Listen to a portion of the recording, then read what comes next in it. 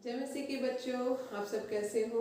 हम आशा करते हैं कि आप सब परमेश्वर की दया से सब अपने अपने घरों में सुरक्षित होंगे।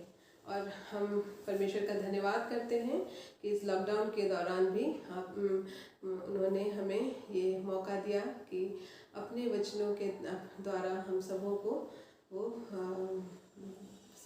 अपने वचन हम तक पहुंचाते रहे, यूट्यूब के माध्यम से हो या जूम के माध्यम से। तो हम परमेश्वर का धन्यवाद करते हैं और आज के संडे स्कूल में आप सबों का स्वागत करते हैं। और आज का क्लास शुरू करने से पहले आइए हम परमेश्वर से मदद मांगेंगे और प्रार्थना करेंगे। तो आइए बच्चों, सभी कोई आप लोग घुटने में आइए और हम परमेश्वर से बातें करते हैं।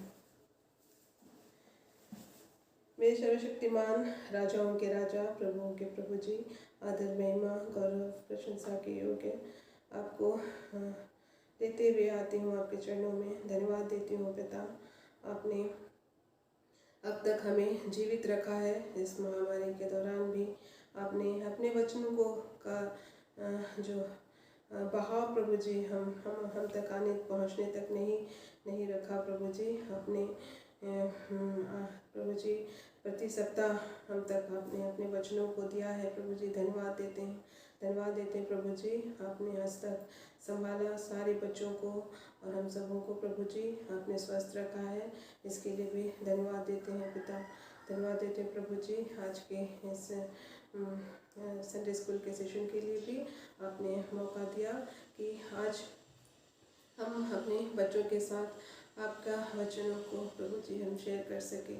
महान प्रभु, मुझे योग्य निकम्मे पात्र को आपके पवित्र हाथों में सौंपती हूँ, फिर उसके पीछे मुझे छुपाइए और प्रभु जी आत्मा का अभिषेक देकर प्रभु जी आप मुझे अपना इंस्ट्रूमेंट बनाइए कि प्रभु जी आप जो इन बच्चों को देना चाहते हो पिता, वो मेरे द्वारा हम तक पहुँच सके। महान प्रभु परमेश्वर, इस वातावरण को आपके पवित्र लहू का छिड़काव देकर प्रभु जी देते हैं प्रभु जी से। प्रभु जी सारे सेशन के दौरान प्रभु जी इसे हमें मैसेज डिलीवर करने के लिए सहायता कीजिए और साथ ही रिकॉर्डिंग के लिए और टेलीकास्ट जो करते हैं उनके भी प्रभु जी हम सहायता मांगते हैं। महान प्रभु, प्रार्थना करते हैं पिता, जो बच्चे मेमोरीवर्स और गानों के द्वारा प्रभु जी गाने गाते हैं, एक्शन करते हैं प्रभु जी, उनके द्वारा भी उनके जीवन में कार्य हो सके। जो कहानी के माध्यम से हम कहानी सुनाते हैं बच्चों को प्रभु जी, उनके कानों को एक्टिव रखिए ताकि प्रभु जी वे कहानियों के द्वारा माध्यम से भी प्रभु जी आपकी शिक्षा को वो अपने हृदय की गहराई तक प्रभु जी ग्रहण कर सके और प्रभु जी अपने समय की पूर्णता में हो। ये छोटे बच्चे भी प्रभु जी आपको अपना उद्धारकर्ता करके ग्रहण कर सके। प्रभु जी इस समय आते हैं, इस पूरे समय को आपके पवित्र हाथों में सौंपते हैं पिता। सहायता कीजिए, मुझे को भी बोलने के लिए सहायता कीजिए पिता। छोटी सी प्रार्थना को प्रभु यीशु मसीह के सामर्थ्य नाम में रखते हैं पिता, दया से सुनिए और ग्रहण कीजिए। आमीन।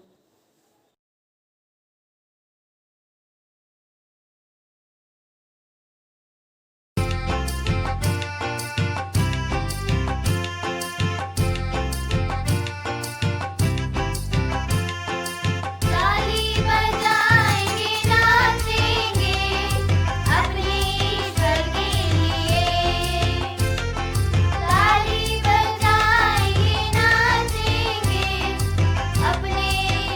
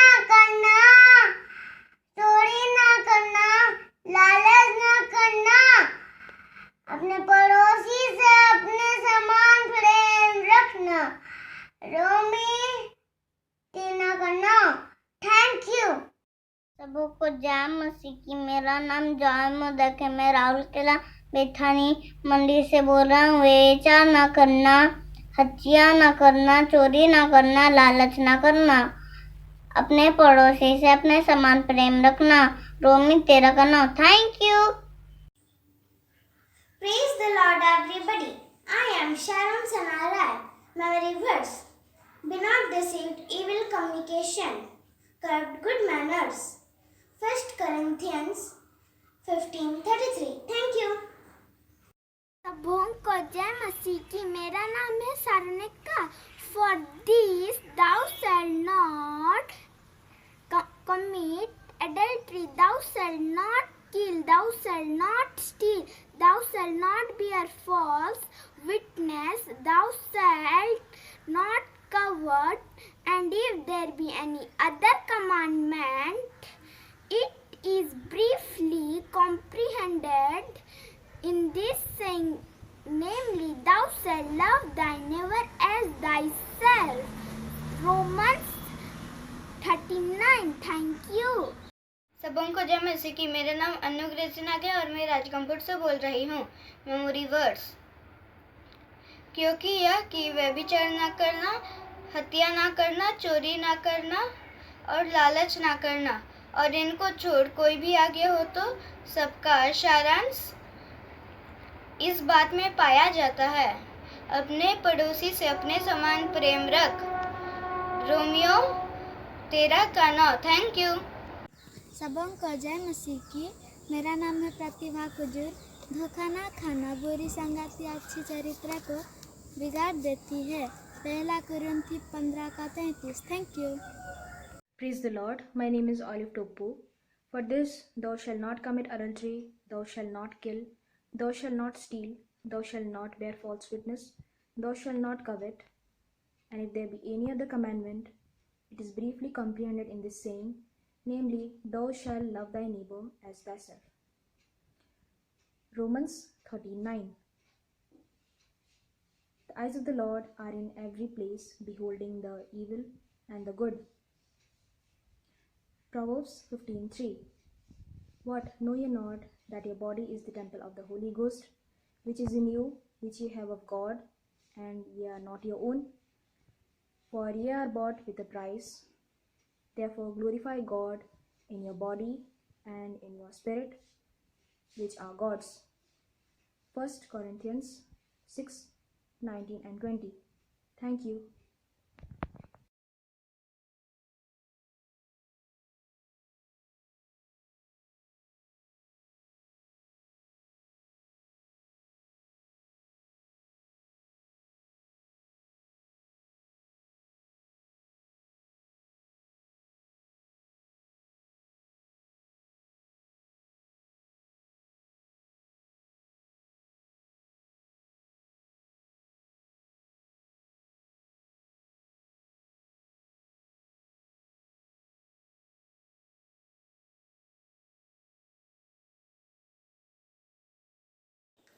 हाँ तो बच्चों, जैसे कि आज हम देखते आए हैं कि हर सप्ताह हम लोग एक नई नई कहानियाँ सुनते हैं और उन कहानियों से बहुत सारे अच्छी बातें, बहुत अच्छी शिक्षा हमें मिलती है।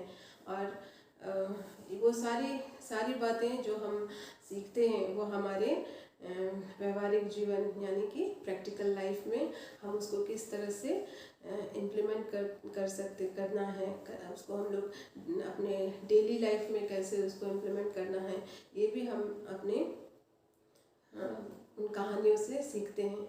तो आज भी बच्चों हम कुछ बाइबल में से कुछ कहानियों को देखेंगे जिसके द्वारा हम जानेंगे कि परमेश्वर हमसे क्या कहना चाहते हैं।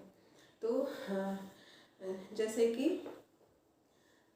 हम अभी बच्चे हैं तो हमें हमारे माता पिता बहुत सारी चीज़ों में हमें आज्ञा देते हैं या फिर हमें इंस्ट्रक्शन देते हैं, हमें बताते हैं कि ये करना है, ये नहीं करना है। तो कई बातें हम तो सुनते हैं और कई बातें हम कभी कभी सोचते हैं कि छोटी सी बात है तो इसे हम लोग नहीं करने से भी चलेगा। तो हो सकता है कि कभी कभी कोई बातें हमारे सामने वो बातें छोटी लगे, लेकिन वो हमारे जीवन में बड़े बड़े कार्य करते हैं आगे चल के। तो ऐसे ही इसी संदर्भ में हम कुछ कहानियों को देखेंगे आज। तो मेरे साथ निकालिए यूहन्ना रचित सुसमाचार 21 अध्याय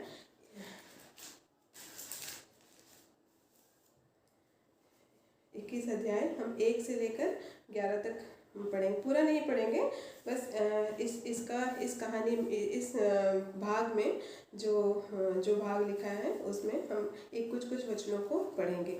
तो ये उस समय की बात है जब प्रभु यीशु मसीह पुनर्जीवित होने के बाद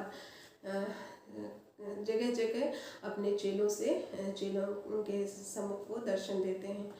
ऐसे ही एक और दर्शन ये प्रभु यीशु मसीह ऐसे अपने चेलों के सामने प्रकट हुए तिब्रियास की झील के किनारे।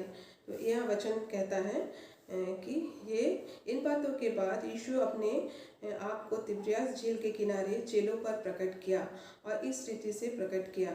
तो हम देखते हैं किस तरह से प्रभु यीशु मसीह चेलों से मिलते हैं। तो उस समय पौलुस और सिमोन पतरस और थॉमस, नतनेल और कुछ प्रभु यीशु मसीह के चेले तिब्रियास झील में मछली पकड़ने के लिए वो लोग जाते हैं। और मछली पकड़ने के दौरान वो लोग नाव में सारी रात वो लोग, क्योंकि मछलियाँ रात को ही पकड़ते हैं, वो लोग सारी रात कोशिश करते रहे, नाव डालते रहे, लेकिन कुछ भी हाथ नहीं आया। वो लोग बहुत निराश हो गए। इतनी बड़ी झील में वो लोग सारी रात कोशिश करने के बावजूद भी उनको एक भी मछली हाथ में नहीं आई। तो जैसे जैसे भोर होने लगी तो प्रभु यीशु मसीह उस समय झील के किनारे प्रभु यीशु मसीह वहाँ पे आ खड़े हुए। और जब प्रभु यीशु मसीह ने देखा कि वो चेले इतने निराश हो रहे हैं, तो वो उनके किनारे से खड़े होकर कहते हैं, पतरस और उन चेलों को कहते हैं कि जाल को नाव के दाहिनी ओर डालो। ये हम लोग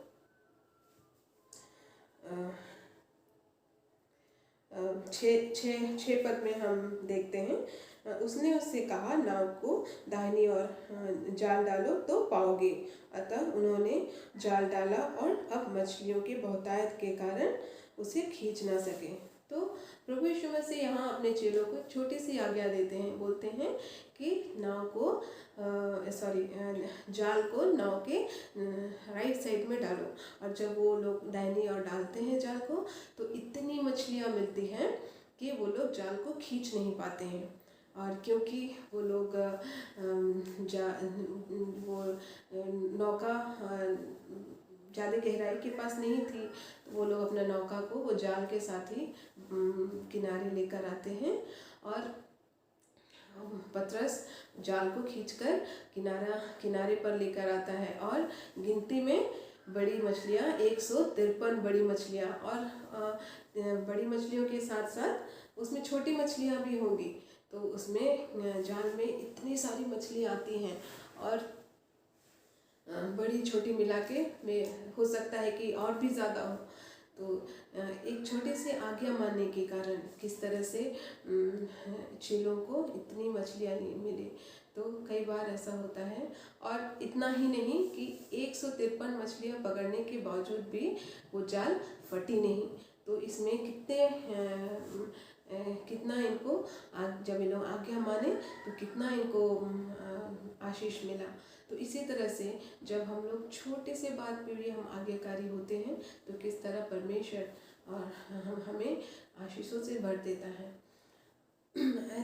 आगे हम देखते हैं बच्चों कि जैसे हमारे बाइबल में आता है कि ऐसे बहुत सारे किरदार हमारे बाइबल में व्यक्त किया गया है, जिन्हें कितनों ने तो परमेश्वर की बातों को माना और कितनों ने नहीं माना। और जितने लोग आज्ञाकारी रहे वो लोग बहुत सारे आशीषों का भाग उनको मिला, और अब खुद के लिए ही नहीं औरों के लिए भी वो लोग आशीष का कारण बने। और कुछ ऐसे भी किरदार हैं हमारे बाइबल में आते हैं जिन्होंने परमेश्वर की बातों को, जो आज्ञाकारी नहीं रहे, न छोटी बात पे भी नहीं रहे कि बड़ी बात में भी वो लोग आज्ञाकारी नहीं रहे, जिसके कारण वो लोग खुद के ऊपर तो श्राप लाए ही, और लोगों को भी श्राप का कारण बने। तो हम बाइबल में दो सबसे बड़े आज्ञाकारिता और अनाज्ञाकारिता के बारे में हम आज देखेंगे। तो जैसे कि आप सबों को पता है उत्पत्ति की कहानी के बारे में, आप सभी बच्चे संडे स्कूल में सबसे पहले उत्पत्ति की ही कहानी सीखते हैं। तो हम आज इसमें देखेंगे कि किस तरह से परमेश्वर का क्या आज्ञा होता है और वो आज्ञा मानते हैं या नहीं। तो जब परमेश्वर ने इस पृथ्वी की सृष्टि की और अपने शब्दों से पूरी पृथ्वी की रचना की और देखा सब अच्छा है, और उन्होंने मनुष्य को भी रचा। हम देखेंगे उत्पत्ति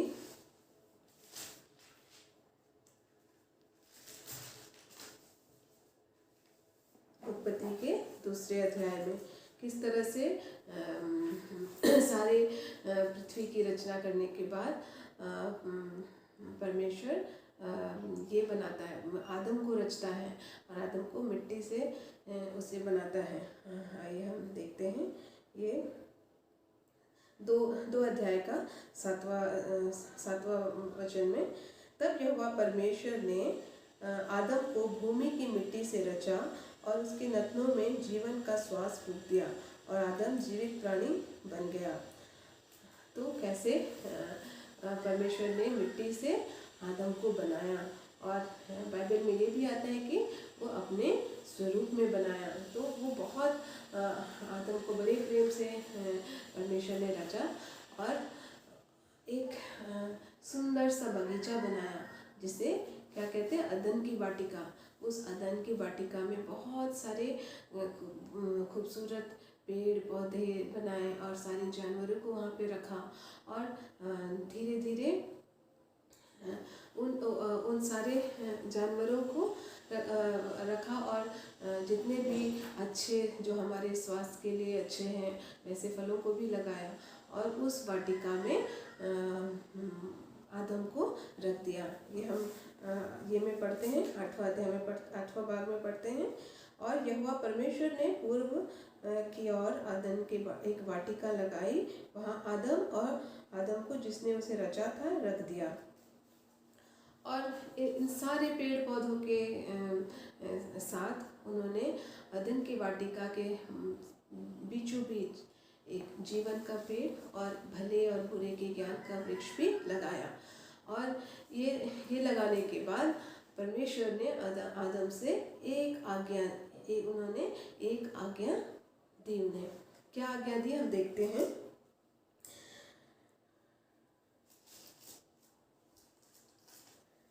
2 अध्याय के 16वां पद में हम देखते हैं, यहोवा परमेश्वर ने आदम को यह आज्ञा दी, तू वाटिका के सब वृक्षों का फल बिना खटके खा सकता है, पर भले या बुरे का ज्ञान का जो वृक्ष है उसका फल तो कभी ना खाना, क्योंकि जिस दिन तो उसका फल खाएगा उसी दिन अवश्य मर जाएगा। तो बच्चों, ये कितनी बड़ी आज्ञा है कि उनको क्या बोला गया था कि भले और बुरे के ज्ञान के फल को मत खाना। वो कितनी बड़ी आज्ञा, छोटी सी आज्ञा थी, बस उसको वो फल नहीं खाना था। बाकी और जितने पेड़ पौधे हैं उन सारे फलों को वो खा सकता था, केवल एक ही पेड़ का फल को उसको नहीं खाना था। कितनी छोटी सी आज्ञा थी। लेकिन आगे चलकर हम क्या देखते हैं, उसको ये आज्ञा देने के बाद परमेश्वर ने आदम के लिए एक साथी बनाया, आदम के ही ये हड्डी लेकर, और वो उसका नाम हवा रखा। और देखते हैं हम कि जब परमेश्वर उस अदन की वाटिका में नहीं थे, तब सांप ने हवा को किस तरह से बहलाया, उसको अच्छी बातें बोलकर भले और बुरे के ज्ञान के पेड़ के बारे में बताकर उसको भरमा दिया। और हवा ने भी देखा कि ये फल तो बहुत अच्छा दिख रहा है, बहुत खूबसूरत दिख रहा है, और ये खाने के लिए भी बहुत अच्छा होगा। और उसके मन में ये बहुत सारी बातें आई, और ये भी सोची कि इससे तो हम ज्ञानी भी बन जाएंगे, इससे हमें हमारे ज्ञान भी हमें मिल जाएगा। ये सारी बातें सोचकर वो उस फल को खा लेती है, और उस फल को खा लेती है और आदम को भी देती है। पर आदम को तो दिया गया था कि आज्ञा, उसे तो नहीं खाना चाहिए था, लेकिन फिर भी वो हवा की बातों में आकर वो भी खा लेता है। और जैसे ही बच्चों फल खा लेता है, ये लोग को भले और बुरे का ज्ञान जरूर आ जाता है, लेकिन उनके जीवन में, क्योंकि उनके जीवन में कभी परमेश्वर ने मृत्यु लिखी नहीं थी, लेकिन ये छोटी सी अनाज्ञाकारिता के कारण उनके अंदर क्या आ जाती है, मृत्यु आ जाती है। और इतना ही नहीं, केवल वो लोग और उनको दोनों ही शापित हो जाते हैं। और इतना ही नहीं, केवल आदम और हवा ही इसके भागीदार नहीं होते, परंतु पूरी पृथ्वी केवल एक अनाज्ञाकारिता के कारण श्रापित हो जाती है। ये हम देखते हैं, वचन में आता है।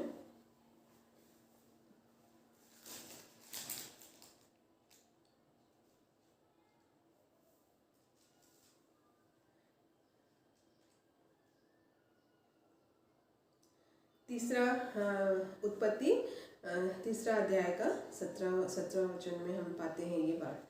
उसमें क्या लिखते हैं, क्या कहता है परमेश्वर? और आदम से उसने कहा, तूने जो अपनी पत्नी की बात सुनी और जिस वृक्ष के फल के विषय में मैंने तुझे आज्ञा दी थी कि तू उसे ना खाना, उसको तूने खाया, इसीलिए भूमि तेरे कारण श्रापित है, और उसकी उपज जीवन भर दुख के साथ खाया करेगा। तो क्या कहता है? पूरी भूमि उस एक पाप के कारण, इस एक अनाज्ञाकारिता के कारण पूरी भूमि शापित हो जाती है। तो ये हम देखते हैं किस तरह से एक छोटा सा आज्ञा ना मानने के कारण, बात तो बहुत छोटी सी थी, केवल उनको एक फल नहीं खाना था, फिर भी हम लोग देखते हैं कि किस तरह से एक छोटी सी आज्ञा नहीं मानने के कारण वो लोग खुद तो अपने अंदर पाप और मृत्यु लेकर आते हैं, श्राप लेकर आते हैं पूरी पृथ्वी और आने वाली पूरी पीढ़ी के लिए। पाप और श्राप के कारण और मृत्यु का भाग उनको मिलता है। तो बच्चों, आगे चलते हुए हम देखते हैं कि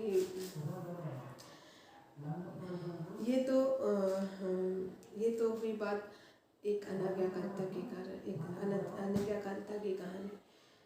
एक और है हमारे पास, एक बाइबल में आती है एक आज्ञाकारिता, एक ऐसा ओबीडियंस जिसके कारण पूरी पृथ्वी आशीष का कारण हुई। जैसे जैसे पृथ्वी पे लोग बढ़ते गए, जैसे जैसे जनरेशन्स के ऊपर जनरेशन्स बढ़ता गया, वैसे ही पृथ्वी पे पाप भी बढ़ता गया। और परमेश्वर ने देखा कि पाप में जिस तरह से लोग फंसते जा रहे हैं, और क्योंकि पाप का सजा केवल मृत्यु ही है, और परमेश्वर ने अपने बनाए हुए रचना को कभी भी नहीं चाहते थे कि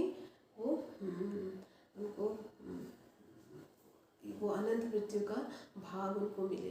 तो उन्होंने परमेश्वर हमारा इतना दयालु है, इतना प्रेमी है कि उन्होंने अपने इकलौते बेटे प्रभु यीशु मसीह को एक आज्ञा देकर पृथ्वी पर भेजा।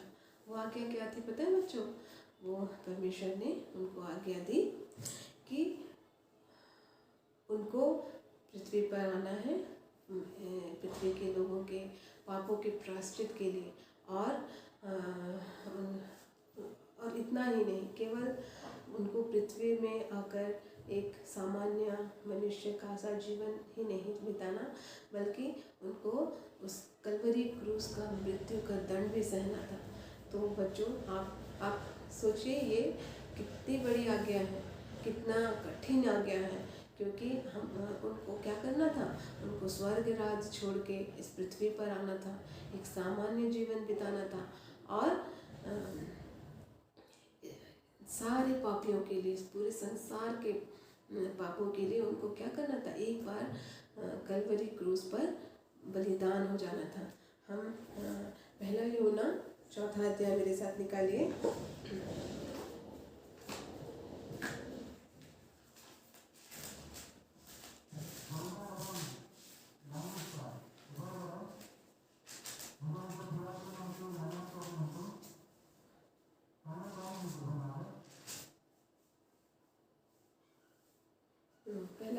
पहला यूहन्ना 4 अध्याय का 10वां भाग में हम देखते हैं, प्रेम इसमें नहीं कि हमने परमेश्वर से प्रेम किया, पर इसमें है कि उसने हमसे प्रेम किया और हमारे पापों के प्रायश्चित के लिए अपने पुत्र को भेजा।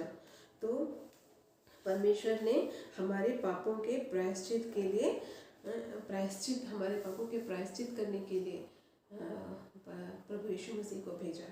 और 14 वर्ष में हम पढ़ते हैं, हमने देख लिया और गवाही भी देते हैं कि पिता ने पुत्र को जगत का उद्धारकर्ता करके भेजा है। तो प्रभु यीशु मसीह को परमेश्वर ने इस जगत का उद्धारकर्ता करके और इस पृथ्वी का पापों का प्रायश्चित के लिए इस संसार में भेजते हैं। तो ये क्या कितना कठिन हो जाने के बावजूद भी हमारे प्रभु यीशु मसीह ने उनकी आज्ञा को बहुत ही नम्रता से मानी और पृथ्वी पर जन्म लिए और एक साधारण व्यक्ति का जीवन बिताए और साधारण व्यक्ति का जीवन बिताते हुए वो जब समय आया कि उनको उस कल्वरी क्रूस पर उस मृत्यु का दंड को, उस बलिदान को स्वीकारना था, तो जब ये समय आता है तब उनको ये बात उनको पता था उनको कितने तकलीफ़ से गुजरना है, कितनी कठिन आ गया है ये। और ये आपने जब वो उनसे ये बात जब उनको ये बहुत कष्ट हो रहा था ये आज्ञा को मानने के लिए, तो वे क्या करते हैं? वो जाकर अपने पिता परमेश्वर के निकट आते हैं और घुटने टेक कर उनसे प्रार्थना करते हैं। क्या प्रार्थना करते हैं? आइए हम बाइबल के वचनों से में से देखेंगे। मेरे साथ निकालिए मत्ती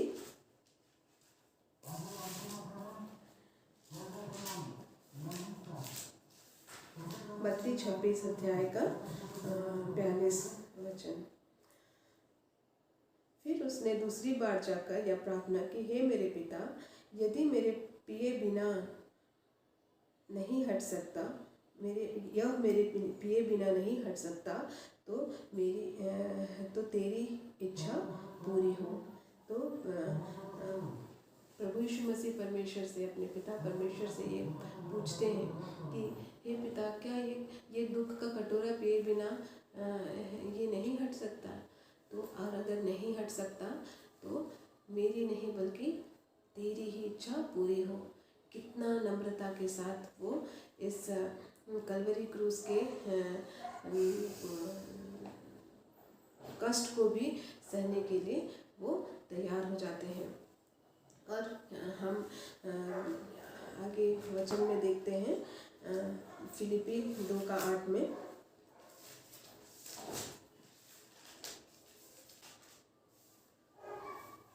कैसे प्रभु के वचन में से ये क्या कहते हैं कि और मनुष्य के रूप में प्रकट होकर अपने आप को दीन किया और यहाँ तक आज्ञाकारी रहा कि मृत्यु, हाँ, क्रूस की मृत्यु भी सह ली। तो किस तरह से प्रभु यीशु मसीह ने पूरी नम्रता और दीनता के साथ उस कलवरी क्रूस की मृत्यु को भी सह ली, सिर्फ किस लिए? अपने पिता की आज्ञा को मानने के लिए। तो बच्चों, ये कितनी बड़ी आज्ञा थी, कितना कठिन आज्ञा था जो कि प्रभु यीशु मसीह ने इसको माना। और जब इस आज्ञा को माना तो पता है क्या हुआ? हम यूहन्ना 3:16 में इसे पाते हैं कि परमेश्वर ने जगत से ऐसा प्रेम किया कि उसने अपने इकलौते पुत्र को दे दिया ताकि जो कोई उस पर विश्वास रखे वो नष्ट ना हो परंतु अनंत जीवन पाए। तो कैसे? उनकी एक आज्ञा के कारण पूरी पृथ्वी जो भी पूरी पृथ्वी के लोगों में जो भी विश्वास करेगा उन पे वो क्या होंगे? अनंत जीवन का भाव उनको मिलेगा। तो कैसे बच्चों हम देखें कि एक अनाज्ञाकारिता के कारण उनके साथ साथ पूरे पृथ्वी के लोगों पे क्या आ जाती है? मृत्यु आ जाती है। और उसी जगह प्रभु यीशु मसीह के एक आज्ञा मान लेने के कारण कैसे इस पूरी पृथ्वी को उस पाप के बंधन से छुटकारा मिलता है और उस अनंत मृत्यु के बदले एक अनंत जीवन का भाग मिलता है। तो बाइबल में भी हम पाते हैं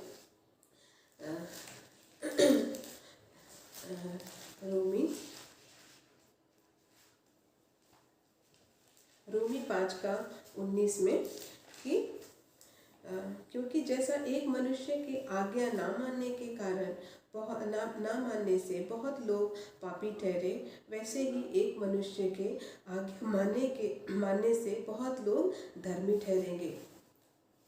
तो देखा बच्चों किस तरह से एक अनाज्ञाकारिता के कारण पूरी पृथ्वी पर मृत्यु आई और एक आज्ञाकारिता के कारण पूरी पृथ्वी में जीवन आया और कैसा जीवन? अनंत जीवन आया। तो हम इन दोनों कहानियों से क्या सीखते हैं कि हमें हमेशा हमें आज्ञाकारी बने रहना है। किसके आज्ञाकारी बने रहना है? हम सबसे पहला तो हमें परमेश्वर के वचनों को परमेश्वर जो कहते हैं हमसे उसके आज्ञा मानना है। जब भी हम लोग बाइबल पढ़ते हैं उसमें से हमें बहुत सारी बातें आती हैं कि ये ना करना, ये करना है। तो हमें क्या करना है? उनके बाइबल के वचनों को मानना है। आइए परमेश्वर स्वयं कहते हैं कि तुम मेरे वचनों को मानना। आइए हम मेरे साथ बाइबल में निकालिए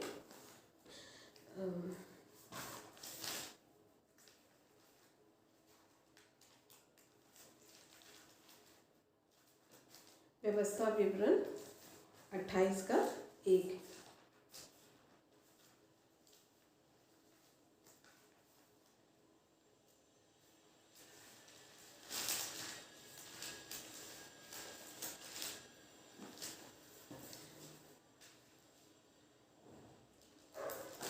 देखिए व्यवस्था विवरण 28:1 में परमेश्वर क्या कहते हैं? यदि तू अपने परमेश्वर यहोवा की सब आज्ञाओं को जो मैं आज तुझे सुनाता हूँ चौकसी से पूरी करने में चित्त लगाकर उसकी सुने तो वह तुझे पृथ्वी की सब जातियों में श्रेष्ठ करेगा।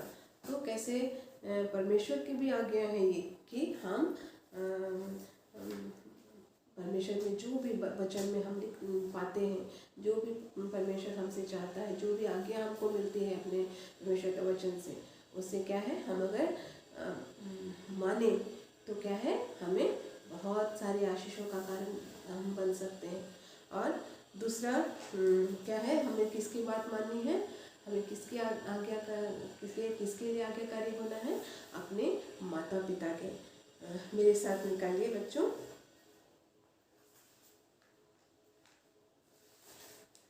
कलुसी 3:20।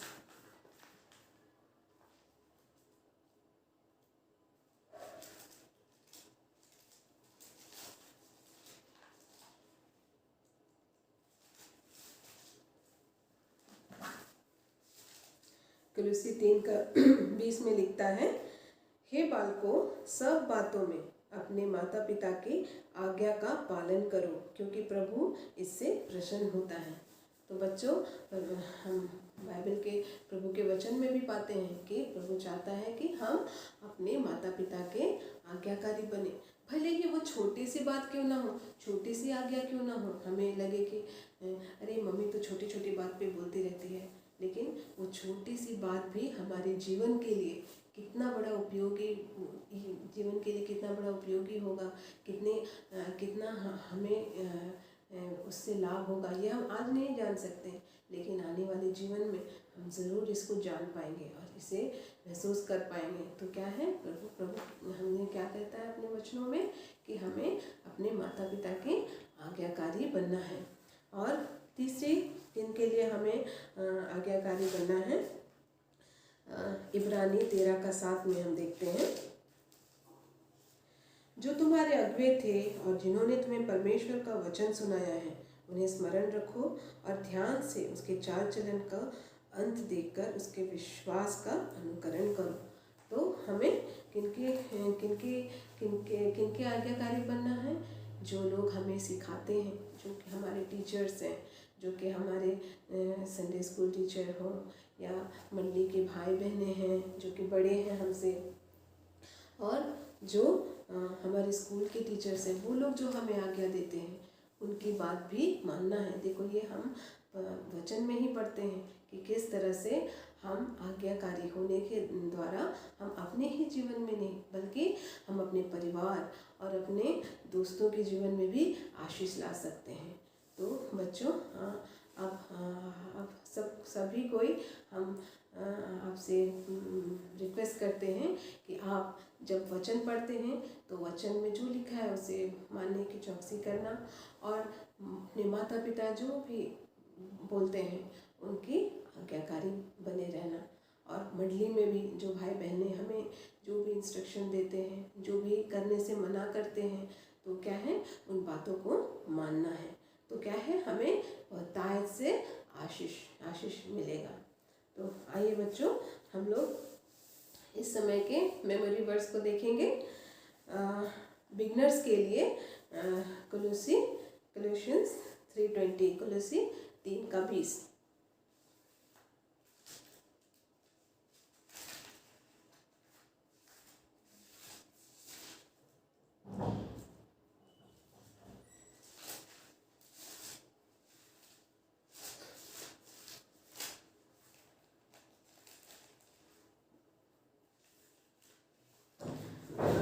बिगनर्स के लिए कुलुस्सी 3 का 20 और प्राइमरी के लिए व्यवस्था विवरण यानी कि डिट्रोनॉमी 28 का 1।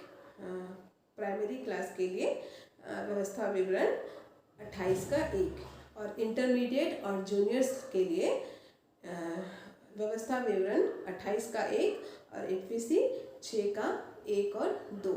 एक बार मैं फिर से बोल देती हूँ। बिगनर्स लोगों के लिए, बिगनर्स बच्चों के लिए कुलुस्सी 3 का 20, कोलोसियंस 3:20, और प्राइमरी बच्चों के लिए डिट्रोनॉमी 28:1, व्यवस्था विवरण 28 का 1, और इंटरमीडिएट और जूनियर्स बच्चों के लिए व्यवस्था विवरण 28 का 1 और एफएसी 6 का 1 और 2, डिट्रोनॉमी 28:1 और एफिशिएंस 6:1 and 2।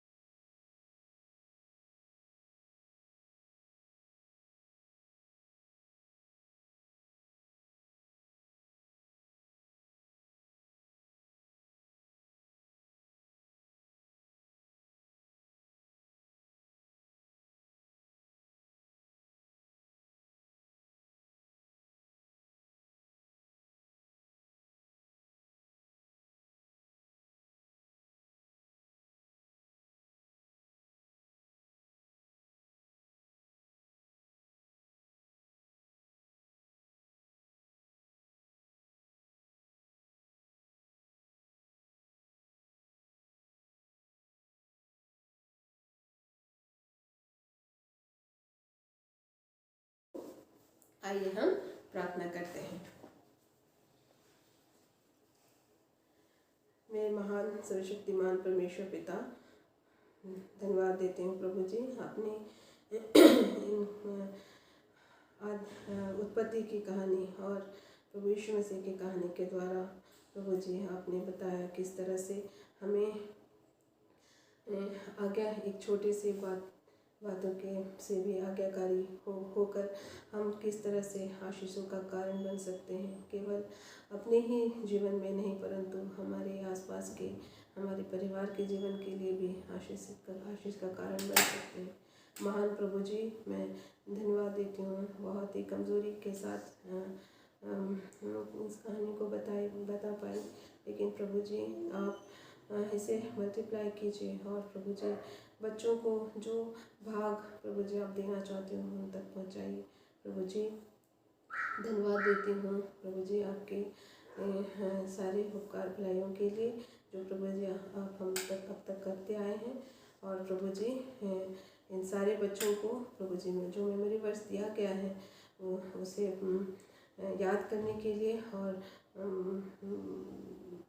रिकॉर्ड करके भेजने के लिए सहायता कीजिए, और प्रभु जी जो हैंडवर्क दिया जाता है हैंडवर्क करने के लिए इनकी सहायता कीजिए, और प्रभु जी सारी बातें प्रभु जी इनकी आत्मिक उन्नति का कारण बन सके।